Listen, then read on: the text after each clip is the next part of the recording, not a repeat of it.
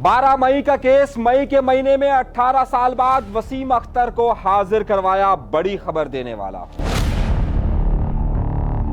आफाक अहमद को एक और नई तारीख मिल गई। आज क्या हुआ अदालत के अहाते में, एक सनसनीखेज खबर। 9-0 से गिरफ्तार एक मुल्जिम या सियासी कारकुन, तमाम केस बरी, लेकिन आज वहां पर भी एक नया टर्न आया है। उजैर बलोच की एंट्री के इशारे किसने दिए हैं, ये एक अहम खबर देने वाला हूं। 50 साल के बाद फिर गवर्नर के पास जाना है। किसे जाना है, एक और बड़ी खबर। 53 करोड़ का मामला फिर लटक सा गया, क्यों? और प्लम्बर को 18 ग्रेड मिल गया। तरक्कियां ही तरक्कियां।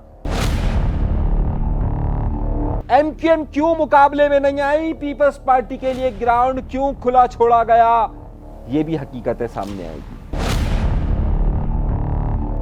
इससे पहले कि मैं अपने प्रोग्राम का बाकायदा आगाज करूं, आज के प्रोग्राम में बहुत बड़ी बड़ी और अहम खबरें आपके सामने रखने वाला हूं।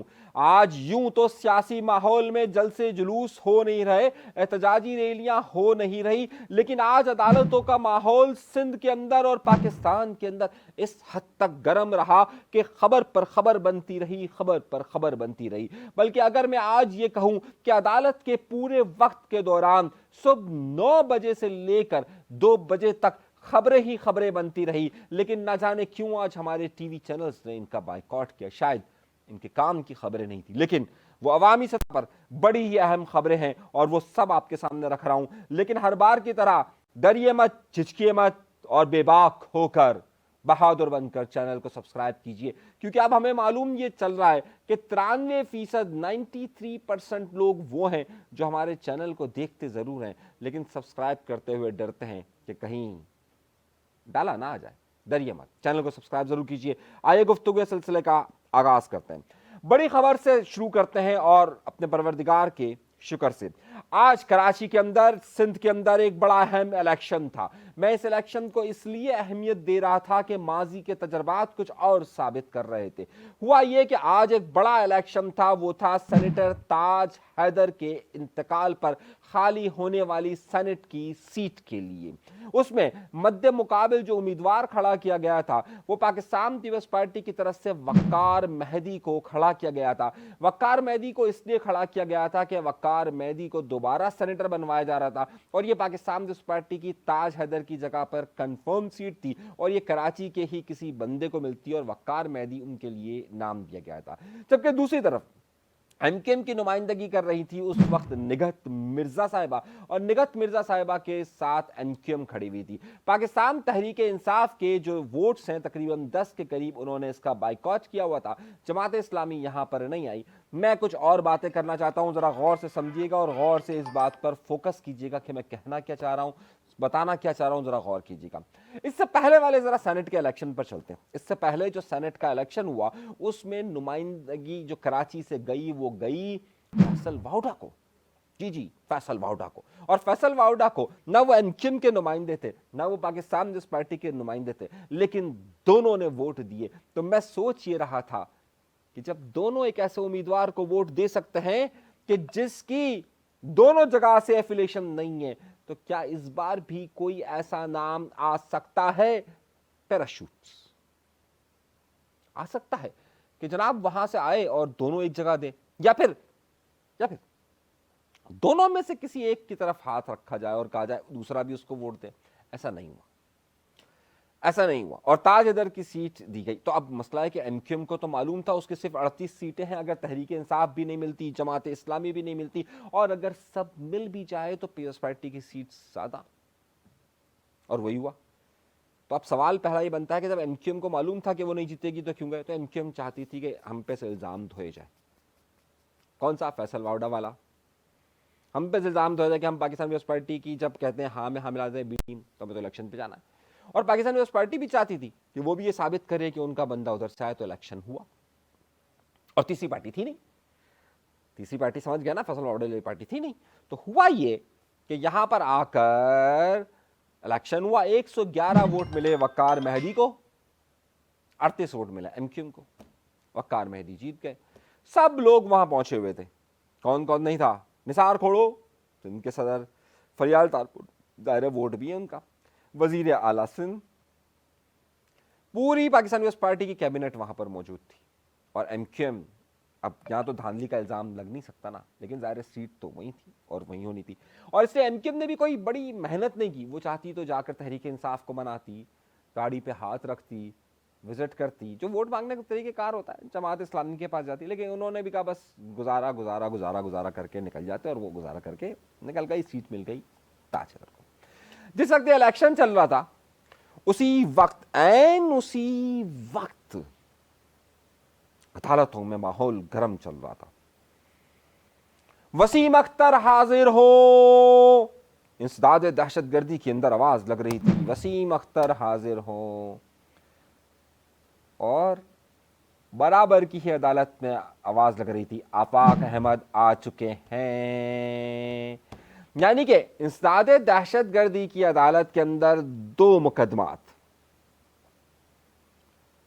एमक्यूएम पाकिस्तान के लोग भी, बल्कि अब वसीम अख्तर को एमक्यूएम पाकिस्तान कहना का है, लेकिन सवाल वही है।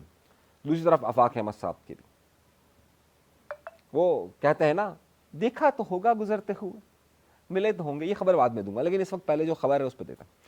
अब वसीम अख्तर क्यों थे? महीना चल रहा है मई का, और मई का महीना सिंध के लिए इसलिए याद रखा जाता है 12 मई 2007 के लिए। 12 मई 2007 के वाकयात के हवाले से 18 साल हो चुके। पानी दरियाओं से बह चुका, बल्कि अब तो जब से इंडिया ने पानी बंद किया, पानी आना ही बंद हो गया। और वैसे भी तो कराची में तो पानी की लाइनें इतनी फटती है, मैं क्या कहूं, बाद में फिर कभी कहूंगा। चलिए खैर, क्या बात कर रहा था, भूल गया। अच्छा चलिए खैर, बता रहा था आपको, 18 साल बाद मुकदमा चल रहा था भाई। वसीम अख्तर पेश हो, वसीम अख्तर के साथ उमैर सिद्दीकी लाया गया। भाई आओ, अब मुकदमा क्या है? मुकदमा है कि एयरपोर्ट थाने में एक मुकदमा दर्ज था और गवाह नहीं आए अभी तक, वो गवाह ढूंढ रहे हैं। भाई 18 साल से एक मुकदमा चल रहा है, उसमें गिरफ्तारियां भी हुई, सब हुआ, और गवाह नहीं है। 18 साल बाद भी गवाह नहीं है। इस वक्त तो जो गवाह मर गए होंगे, उनके यहाँ भी बच्चे पैदा हो गए होंगे। खैर, एयरपोर्ट थाने में कि इन्होंने, वसीम अख्तर ने अपने मरकज 90, मरकज कौन सा है इनका, 90 पर एक इजलास बुलाया था, और उसमें यह फैसला हुआ था कि यहां पर इनको रोका जाएगा। अब फिर इसमें एक तारीख दे दी गई 17 मई की। अच्छा, मैं तो सोच ही रहा था कि 12 मई की तारीख 12 मई को ही देते, लेकिन इन्होंने दे दी 17 मई को। जब यह मुकदमा चल रहा था तो दूसरी तरफ आफाक अहमद साहब का मुकदमा चल रहा था। कौन सा? वो जो कोरंगी और लांडी में 2 ट्रक, एक ट्रक और एक टैंकर जो चला था, उसमें मैंने आपको खबर दे दी थी कि उन्होंने चालान बना लिया है, याद है? और मैंने कहा था चालान में लिखा है कि इनका एक ऑडियो मैसेज था आफाक अहमद साहब का, जिस पर इन्होंने प्रोटेस्ट किया। वो ऑडियो मैसेज बहरहाल नहीं मिला, और उस पर साथ साथ उन्होंने ये कहा कि वो जो उधर जिन्होंने ट्रक को आग लगाई थी, वो चीनी की बोरियां भी उठा के ले गए। माशरा कह सकते हैं ना, वो जो आते, खैर वही यहाँ पर पेश किया। अब बोला भाई मुकदमे की जो चालान की कॉपी तो दे दें। होता तो ये ना कि चालान की कॉपी पहुंचा दी जाती है, दे दी जाती है। अब आज की सिर्फ समाज, सबका पेट्रोल जाया, सबकी खबर जाया, इसलिए कि सिर्फ भाई मुकदमे का वो तो दे दें, इसकी फोटोकॉपी दे दें। भाई उसी वक्त फोटोकॉपी करवाते दे देते, नहीं दी। अब फोटोकॉपी मिलेगी, उसके बाद फिर नई तारीख मिल गई, फिर नई तारीख मिल गई, 2 जगह तारीख मिल गई। अब ये केस चल रहा था, तो एक और केस आ गया। आज के किस्से बता रहा हूं आपको, बड़ी दिलचस्प कहानियां बताऊंगा आपको। एमक्यूएम के कारकुन का जिक्र, उबैद केटू, जिसे सन 2015 के अंदर 90 पर, फिर 90 आ गया। अच्छा मुकदमा है भाई, मैं क्या करूंगा। 90 के छापे के दौरान उन्हें गिरफ्तार किया था, उसके ऊपर तमाम केसेस से वो बरी हो गए, तमाम केसेस से बरी हो गए। मैं आपको बता रहा हूं, जरा खबर सुनिएगा। अब जस्टिस उमर सयाल की अदालत में उनका एक मुकदमा था जो दोबारा से दर्ज किया गया। सन 1998 में रेंजर्स के एक अहलकार की शहादत का वाकया था। रेंजर्स के एहलकार के साथ का 1998 का मुकदमा, और इसमें बाद में डाली गई इंसाद दहशतगर्दी की दफात जो कि 2001 में आया, जो दफात बाद में इसमें डाली गई। खैर, अब उसमें कहा यह गया, जस्टिस साहब फरमाते हैं, बड़े जबरदस्त किस्म के जस्टिस साहब थे भाई।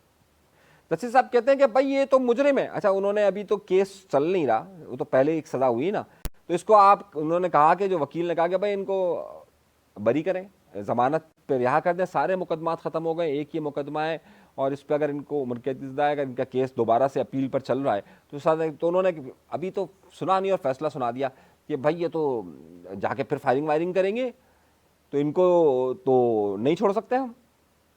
आप सोचिए जनाब कि वहाँ पर ये एक मुकदमा चल रहा है। अच्छा, इसके अलावा एक और मुकदमा भी चला है, एक बड़ा मशहूर नाम है सईद सिद्दीकी साहब का, सईद बरहम साहब का, उनका भी मुकदमा चला है, वो उसकी तफसीलात बाद में बताऊँ। लेकिन अब जब ये सारे मामला चल रहे थे, ऐसा लग रहा था कि सारे पुराने जितने भी ये दहशत महाजिर कौमी आफाक मसाब, वसीम अख्तर और यहाँ पर उबैद केटू मुकदमा चल रहे थे। एंड उसी वक्त, एंड उन्हीं लम्हात के अंदर कराची का ओल्ड सिटी एरिया और बिजनेस का हब सीसीटीवी फुटेजेस मौजूद है। वहां लियारी गैंगवार के, उजैर बलोच के लोग आते हैं, बाकायदा वहां दिन दिहाड़े, रात वात छोड़ दीजिए भैया, दिन दिहाड़े आते हैं, वहां चेकिंग करते हैं, फायरिंग करते हैं, चेकिंग करते हैं, फायरिंग करते हैं। फुटेज इसके अंदर मौजूद है। 5 लोग आते हैं, स्कूटर स्टार्ट करते हैं, सबको डराते हैं, और ये जा वो जा, कौन पकड़ेगा। या 18 साल से मुकदमात चल रहे हों, उनके फैसले आ नहीं रहे, और दूसरे केस सामने खड़े हुए हों, वहां गिरफ्तारी हो नहीं रही। खुलेआम बगैर किसी रोक टोक की कार्रवाई होती है। सोच लीजिए, ऐसा ना हो फिर इनकी गिरफ्तारी हो, इनके मुकदमा भी 20-30 साल चले, फिर सोचें कि अब होगा क्या, मामला वहीं का वहीं। अच्छा, अब ये जब चल रहा था तो एक और वाकया मैं आपको सुनाता हूं, बड़ी खबर दे रहा हूं, ये भी खबर सुनिएगा। एक खातून है, इनका नाम है मुबारक फातिमा। आप ये 18-18, 20-20 साल के मुकदमे की बात कर रहे हैं ना, ये मैं आपको आज की बात बता रहा हूं, आज की तारीख की बात बता रहा हूं। वक्त नोट कर लीजिए, 6 तारीख है आज की तारीख आपको बता रहा हूं मैं, 6 मई। एक 50 साल पुराना मुकदमा, मैंने पुराने पे इतना फोर्स किया कि 50 साल से एक मुकदमा चल रहा है अदालत के अंदर। 1960 में, यानी कि अय्यूब खान के जमाने के अंदर कराची की मारूफ एक सड़क होती थी जिसको बंदर रोड कहा जाता था, आजकल उसको कहा जाता है एम ए जिना रोड। ये मुबारक फातिमा साहिबा का वहां पर था होटल, इनके अब्बा का।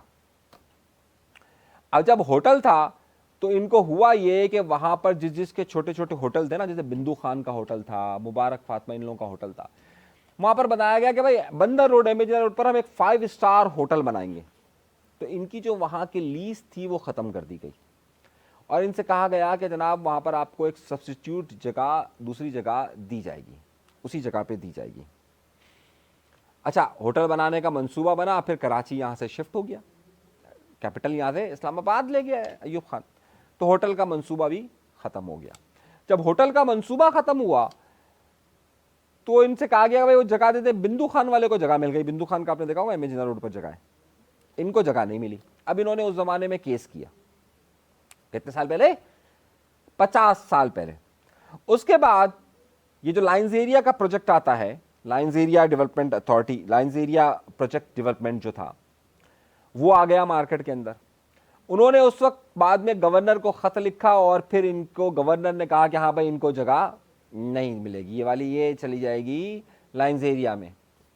अच्छा भाई, ये फिर अदालत आए, इन्होंने कहा भाई गवर्नर ने लिखा है। फिर 2012 में इन्होंने फिर दरख्वास्त की कि भाई अल्लाह का वास्ता हमें जगह दे दो।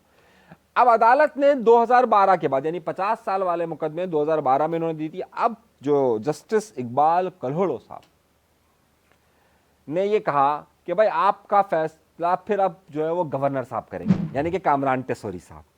जिस बंदे को, जिस औरत की उम्र गुजर गई 60 साल, कभी गवर्नर कभी अदालत, कभी गवर्नर कभी अदालत, 60 साल बाद भी इनको जगह नहीं मिली, 50 साल बाद भी मुकदमे पे मुकदमा। और अब फिर जस्टिस कलोड़ो साहब ने इनको कह दिया भाई आप दोबारा आप जाएं गवर्नर साहब के पास।